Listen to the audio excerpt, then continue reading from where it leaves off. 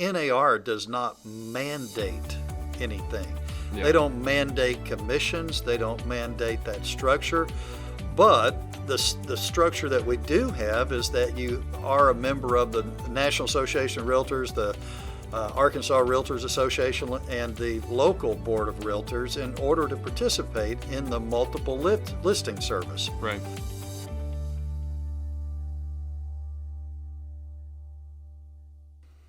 Thanks for joining us on another REI-NWA podcast. This is podcast number 16, and it's going to be a fun one with Larry Kelley here. Once again, my name is Colley Bailey. I'm an executive broker and team leader at the LoneRock team at Fathom Realty. And Larry and I are going to be digging into these lawsuits that are rocking the real estate industry right now. There's a lot of talk about it. It's in the news.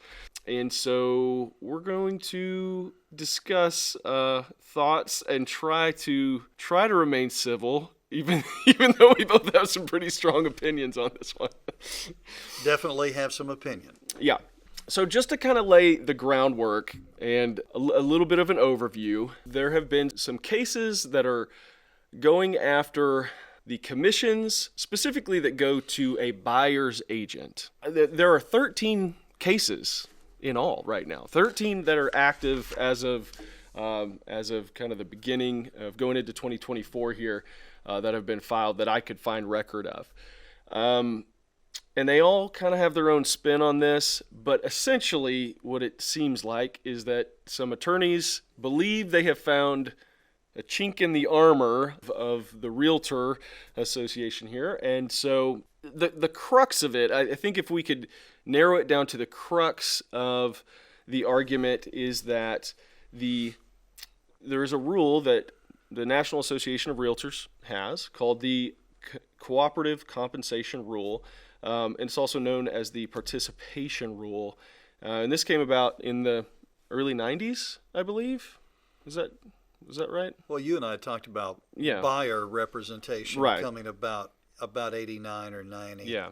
And so essentially what it does is it requires a listing broker to make an offer of compensation to a buyer broker in order to place a listing in a Realtor-affiliated MLS. That is the key of the entire case. There's only been one of these that has been decided on so far, and only by a jury. It hasn't actually been ruled on by the judge.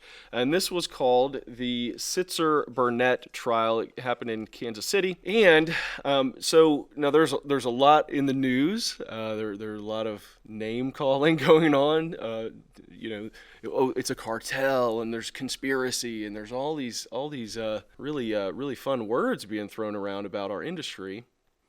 But the core of that case really comes down to the requirement of the buyer agent compensation being included in order to be listed in the MLS. The attorney made the case successfully to the jury that should not be a requirement, that a seller should not be forced, in his terms, to offer the buyer's agent some form of compensation as part of his listing package with his agent. How do you feel about that? How far into this argument do you want to go? I don't want to go too far into it. Well, I would say, and based on what I know, because, you and I spoke about this earlier, that I was a little disappointed with NAR, whom I've been a member of for a long, long time, decades, that I really didn't know this was going on. It wasn't discussed. It wasn't talked about. I wasn't aware of it, and I'm fairly well involved. Yeah. And you've been president of the local board multiple times. I've been chairman and president of the local MLS, and so the way they phrase this is just simply not truthful. You just phrased it much more accurately in the fact that NAR does not mandate anything. Yeah. They don't mandate commissions. They don't mandate that structure.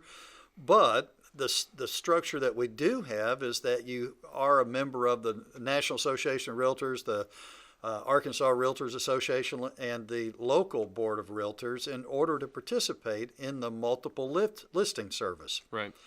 And it doesn't matter what multiple listing service, but it's within that agreement between brokers of the multiple listing service that an offer of compensation occurs. Now, NAR does not dictate what that compensation is. Right. So when it could be all the way down to $1. So that was the anyway. Well, we're going to get not everybody there. knew that. I just don't think that arguments were made very well for the complainants, and I don't think that the legal counsel for the defendants did a very good job. So with that being said, I'm reading articles from CBS and from other news outlets that say that that they conspired to inflate home commissions. I can't find any evidence of that. I don't know where that would have come from. Right. Because in making that claim, and I'm just going to say that it's a claim at this point because I don't think it has any factual data to back it up. It's just a claim. Right. How did they conspire to inflate home commissions? There is nothing that mandates a certain commission or percentage. You and I know that because it's been hammered into us our entire career about Sherman antitrust laws. And so we don't even talk about specific commission amounts. So we don't put a digit to it. We shouldn't have that conversation at all. So this claim is just simply not true. Right. It's not accurate. It's not true. And as president of the MLS and of the board, I can tell you in the past that I've known of no such mandate. Right. Yeah. From NAR. I mean, it is a policy that it's a members-only kind of MLS that we don't allow people from non-members to participate. Yeah. We don't do that.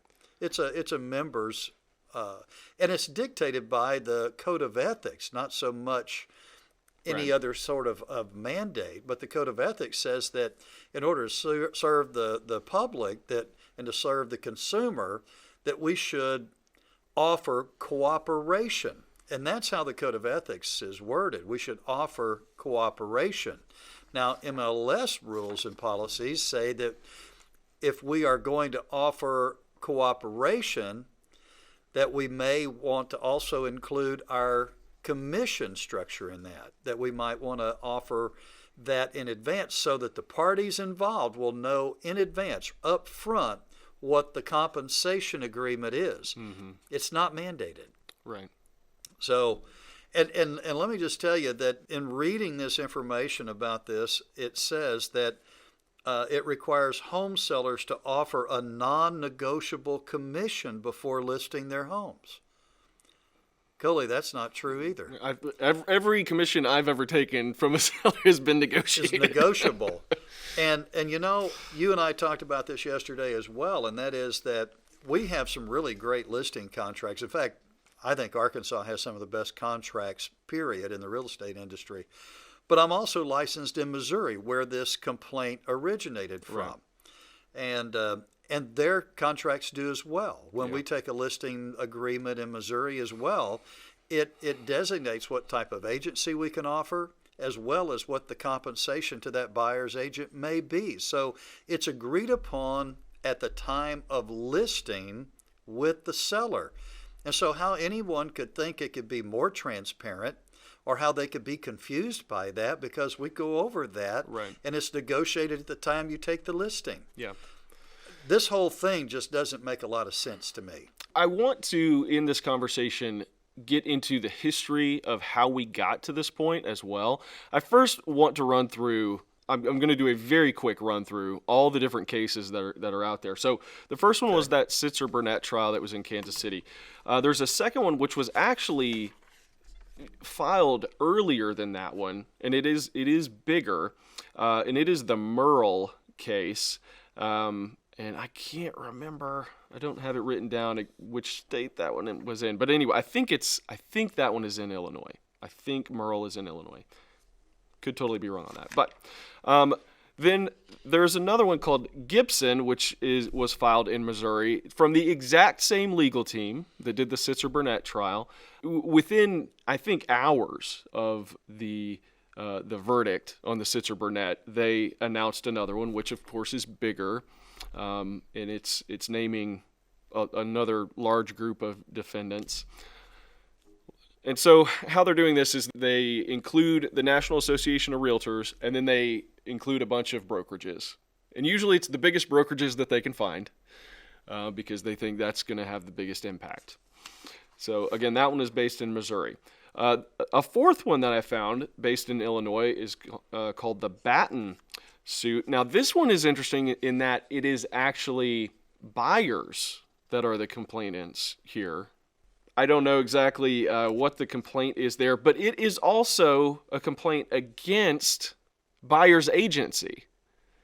So we have sellers and buyers attacking buyer agency for some reason here. So there's Batten 1, and then there's also Batten 2. That was a second one that was filed on November 2nd of 2023. So that makes 5. The sixth one was filed in South Carolina on November 6th. Oh, and I should point out that the Sitzer-Burnett one closed, the verdict came on October 31st of 2023. And then since that time, early November, we started having a bunch more that hit. So this Burton one in South Carolina, November 6th.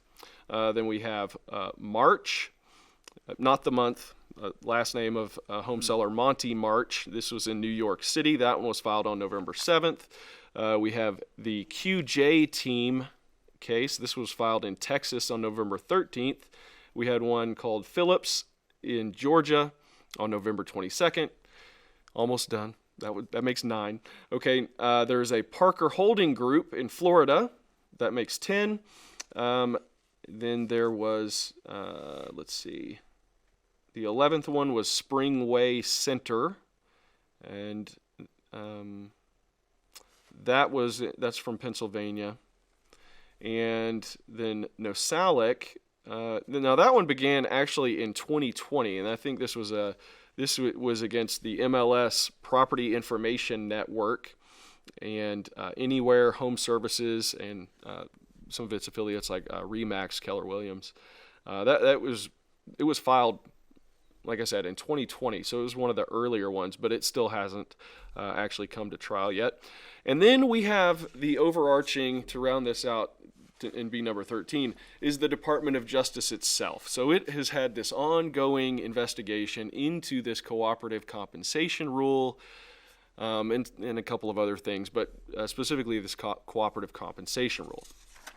So we have a wave of these all sort of attacking this structure. So let's kind of rewind the clocks a little bit and talk about how we got to the structure that we have. What is buyer agency? How did this thing come about? Because way back when brokers started, it was a much different structure than we have now. Well, as you know, I've been doing this for about 4 decades. So you've been through a few of these cycles. May have seen a couple of changes. Yeah. So, coming into the business, agency wasn't really discussed very much because there was only one, and that was sub-agency. It was an agency duty to the seller.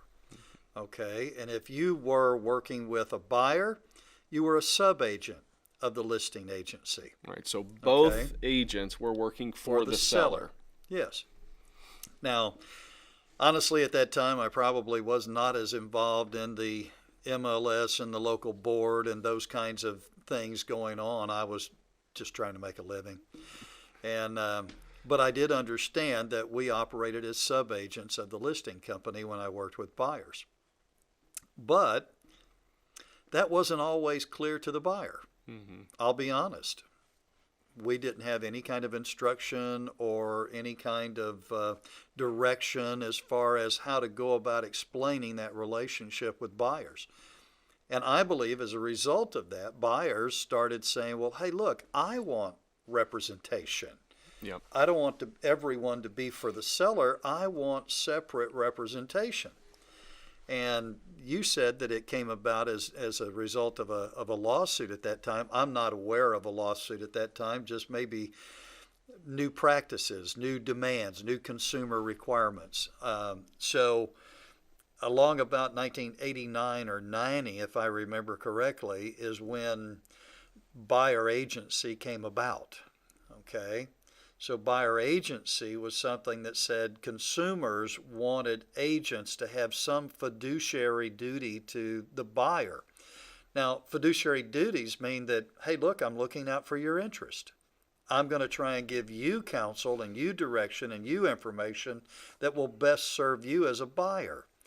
And, it was something new. It was something a little different, but buyers already assumed that since you spent 8 hours in an automobile with them showing property, that somehow, and you talked about your kids and your grandkids and you got to know each other, that there was a relationship that had developed there.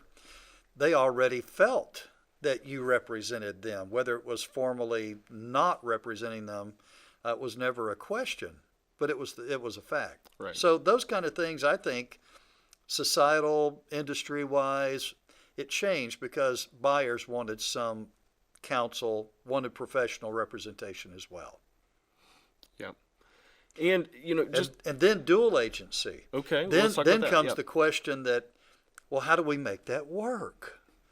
What if they come to the listing company and they want some representation? How does that work? And so the next thing that happened, although, and I see this in some regards being similar as to cause and effect, because suddenly we wanted to develop a relationship for the buyer agency, but no one had thought about what happens when the listing company is representing both parties. So as a result of buyer agency, it then developed guidelines for dual agency, where you would represent both parties in the transaction, and the rules engaged and involved in that. And you know what? Other businesses with fiduciary obligations, they don't understand dual agency. They don't know how you can do that. Right. Attorneys are one of those Well, categories. you can't do it in a courtroom, for sure. Can't do it in a courtroom. But I think that real estate practitioners, realtors in particular, do that every day and do it very, very well. Yeah. And so let's talk about how the money flows through the transaction, okay? Because a seller puts a property up for sale with an agent, okay? They have a listing agreement with that agent that agent will get a fee for their services. Right. Okay, that's always been the case, even back to the early 1900s. Sure.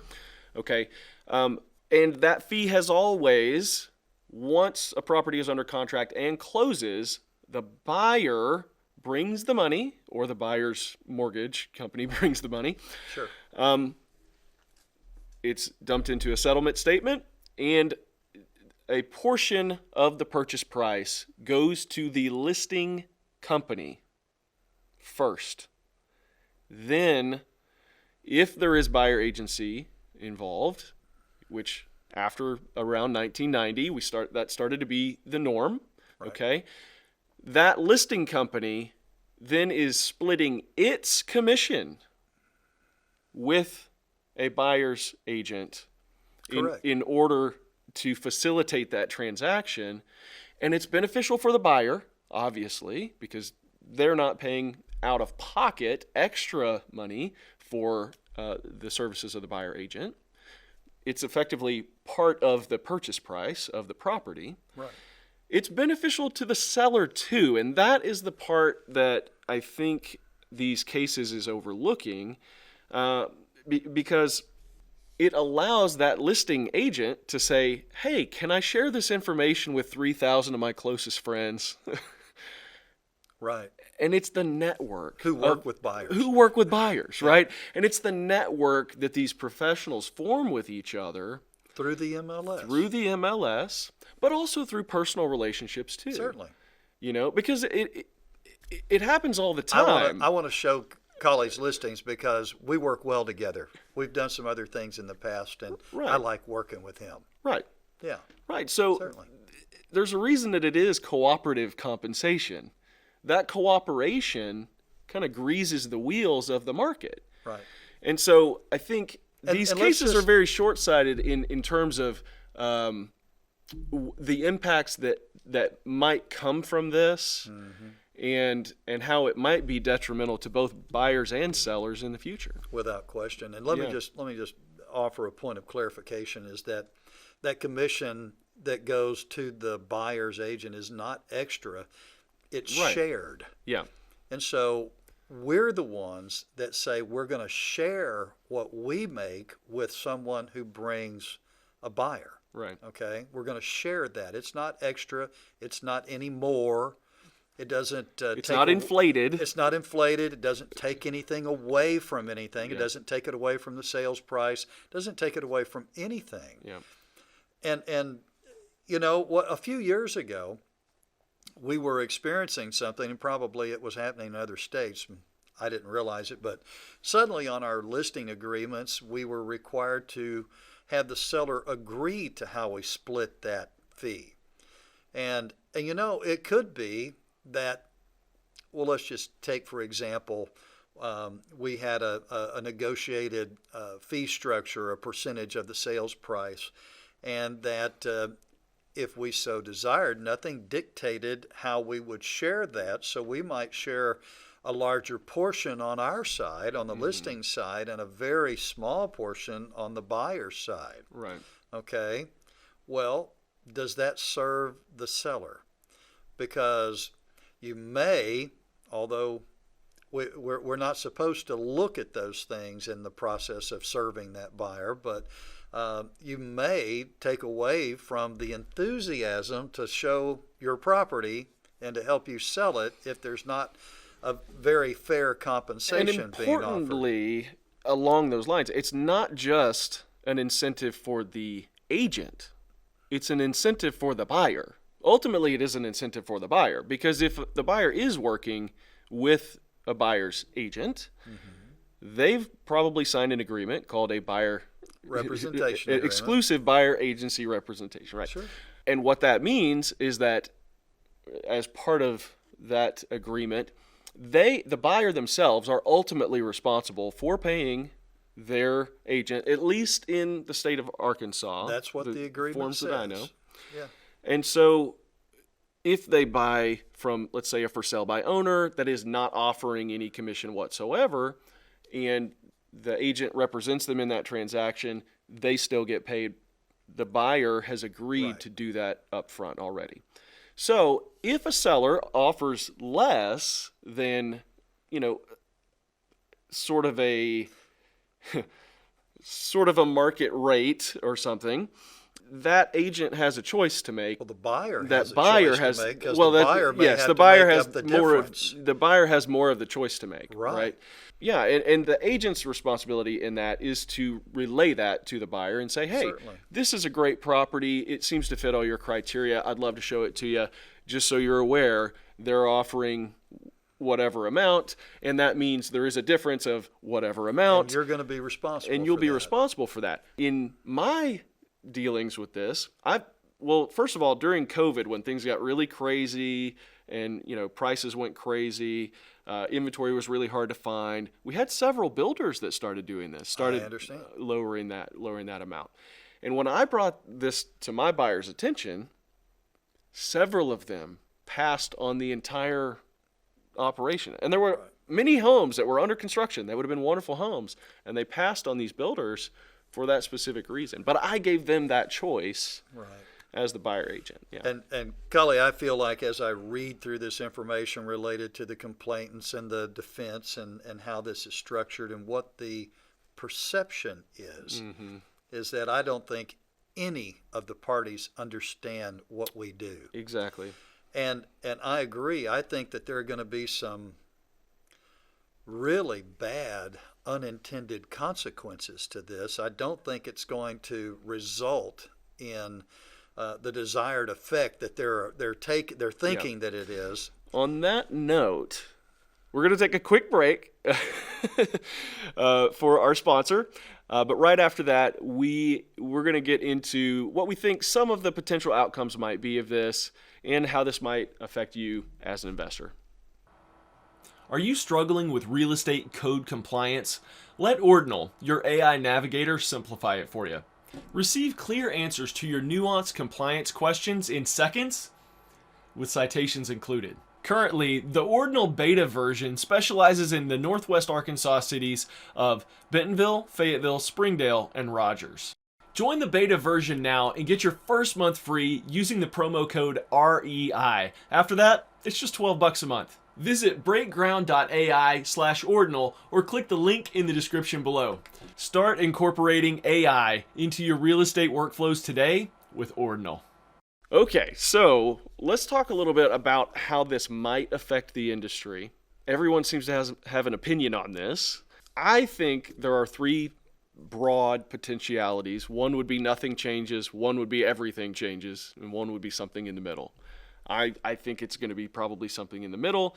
I don't think the industry is going to be able to totally withstand this onslaught. I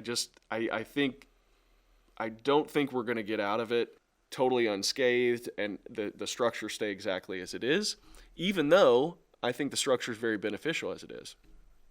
But I think our defense, I just want to be careful how I say that. I think it's obvious that we failed in the courtroom to uphold this and to explain it. And you know, in defending our position, our current position and how we work, I think it's very consumer-centric. It is not commission-centric. Right. It is consumer-centric. Yep. And that's the reason it evolved in this fashion. Our fiduciary is to the parties that we serve, and I think we're doing a really great job of that. Now, if someone, and I'm going to tell you just personal opinion, I don't think that I'm surprised that they got 500,000 people to sign on to a class action suit saying that they were wronged and didn't understand. Right. I think that it's indicative somewhat of the law that we are currently in the middle of, and that is you can sue anybody for anything. Right. And I'm really disappointed that RE/MAX and one of the other ones settled. Because it was the easiest thing to do. Yeah. It may have been the most financially beneficial thing to do. And you know what? That's the way lawsuits work. Sometimes it's just a matter of business to say, I'll just pay them and let's be done. But I think this is worth fighting for personally. I think it's worth fighting for, and I think there are so many cases coming up that you can't settle them without going bankrupt anyway. Don't set the precedent of saying we did wrong. Right. Because we didn't do wrong. No. Yeah. So, but I don't think we're going to be able to skate by without some type of change. Now, you know, the everything changes camp. There are some people saying, look, the Department of Justice is going to come in here and they're going to cut this commission totally. They're going to say, you can charge a listing fee over here, and you can charge a buying fee over here, and the buyer pays for the buying fee, and the seller pays for the listing fee, and neither party can even compensate the other party whatsoever. And that's another great example of someone trying to regulate an industry they have no idea how it functions. Right. They really don't. Yeah. They don't understand it. And I think that would be detrimental, especially to buyers. But it's also going to be detrimental to sellers, because if a seller wanted to incentivize somebody, if they wanted to incentivize their buyer, what better way than to cover one of their largest closing expenses, right? It's a phenomenal incentive, and it should be seen as that right now even. That's what it is. It's an incentive for the buyer. And there are some rules and regulations, as pointed out in some of these reports, that prohibit the buyer from financing in an additional fee. Right. There's some loan programs that, and besides, do you want to pay interest for 30 years on the agency fee that you agreed to pay? That would be kind of foolish. I believe this is rife for unintended consequences, and no matter what they come up with, I think they're going to have to walk some of it back. Yeah, I think so. Because it ain't going to work. I feel like it probably will land somewhere in the middle, where it's just very apparent to sellers that you have the option, I think it will be optional, that you can just pay your listing fee, or you can also, I think it probably will end up being split up, but optional. And I think at the end of the day, most sellers the market will bring it back to something very similar to what we have right now. But Colley, as I've said, in the listing agreement, it's always been optional as to what agency That's true, yeah. You're going to allow to cooperate with, Yeah. and what that fee structure might be. It's always been optional. Yeah. That's the reason I think this is a bogus suit. Yeah. It really is. It's all about winning fees rather than satisfying some ill. Right. And if this was such a terrible, terrible system and structure, why has it taken since 1990 to bring this up? Yeah. Was it so bad? Really? Who's aggrieved? I gotta understand this better. Well, I'm trying to understand. Do they think that commissions are just going to get cut in half, and that's what's going to happen, and buyers are going to be happy not having agents? I can't understand what the outcome is that they're looking for. What are they? I mean, because that is the only thing I can think of if they're saying that commissions are inflated, which they haven't even changed that much. I mean, if to be inflated, they would have had to have gone up, in my opinion, right? You know, Colley, I've been in this business a long time. I've seen lots of different business models for real estate companies. Yeah. I've explored some different business models and splits with agents myself. Mm-hmm. My company and the company that you're affiliated with have different compensation packages for their agents. They may offer different services than I do. That is the reality of our industry. Yeah. We're friendly competitors. Right. And no one has dictated how your operation runs or how my operation runs. Right. But the reality of business is that you have to cover expenses, okay? And you're in business to maybe make a profit. That's a good thing. Yeah. And so there are some basic policies that you have to implement and fee structures you have to implement to cover the cost of running your business. Mm-hmm. You just have to. That's just business. Yep. And so if I say that my fee structure is this, it's because the business model that I've chosen requires this amount to pay the bills. Right. Okay? Or we're going to offer some different advertising, or we're going to do this and offer different services. You know what? Anyone that doesn't look at the real estate industry that way has no understanding of it, because it is the most free enterprise approach you can imagine. Yeah.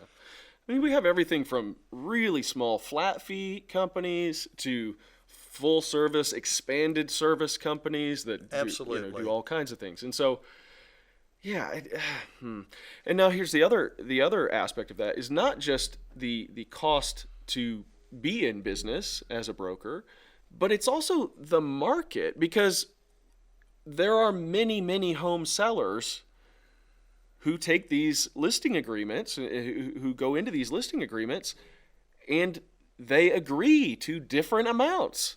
But here's the other thing that's crazy to me.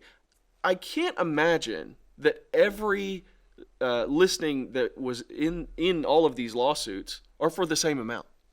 Of course They're not. for all different amounts all over the place. Of course they are. So how can you say that there was collusion or conspiracy to keep them all the same? Because they're not. And, there was a statement made in a CBS report here. I had to highlight it because it says, home sellers have long grumbled about having to pay commission to a buyer's broker. And I had to add, said no one ever. I've never had anyone object to that. Yeah. And like I said, because we get it dealt with up front. We tell them how we operate. We tell them how we market. We tell them where the fees go. Now that there are headlines about this, there probably people are going to ask more questions. Yeah, it is going to pique people's curiosity. We are going to have these conversations a lot more. And it talks about in some of these reports that by these folks that don't know what they're talking about, that there was no transparency in the fee structure. And you know what? You mentioned it earlier, but it comes on the closing statement. Yes. It comes in the listing agreement. It comes on the closing statement, that they don't know where the money goes. That's BS. There are rules and regulations that require that disbursement be Yeah. transparent. There are multiple disclosures of And this so information throughout the how process. they could get a jury to agree with this complaint is beyond me. Yeah. I wasn't there. I didn't listen to it. I don't know it, but I'm just baffled by this whole thing. Yeah. And when they're ready, maybe they'll send me in, Coach. Well, I hope they do. I'd love to see that. I would love to see that. I'm ready. Okay, so we are going to continue this conversation at our main meeting for REI in January on January 9th, 2024. It's going to be at the Hyatt House in Rogers. Doors are going to open at 5:30, and we're going to get started around 6. And it should be a lively discussion. Well, and I know that Kathleen brought this up because she felt it was something very important in the marketplace that real estate investors needed to know about. Right. And so we'll get a little bit more into how that might affect the marketplace and questions to ask and things to talk about. Yeah. You know, that if you've ever been confused before, let's bring some clarity to that conversation. Right. Yeah. All right. Well, I'm looking forward to it. Okay. So come see us January 9th at the Hyatt House in Rogers, 5:30. We'll see you then. Thanks, pal. Man, this has been good. We'll catch you on the next one. All right.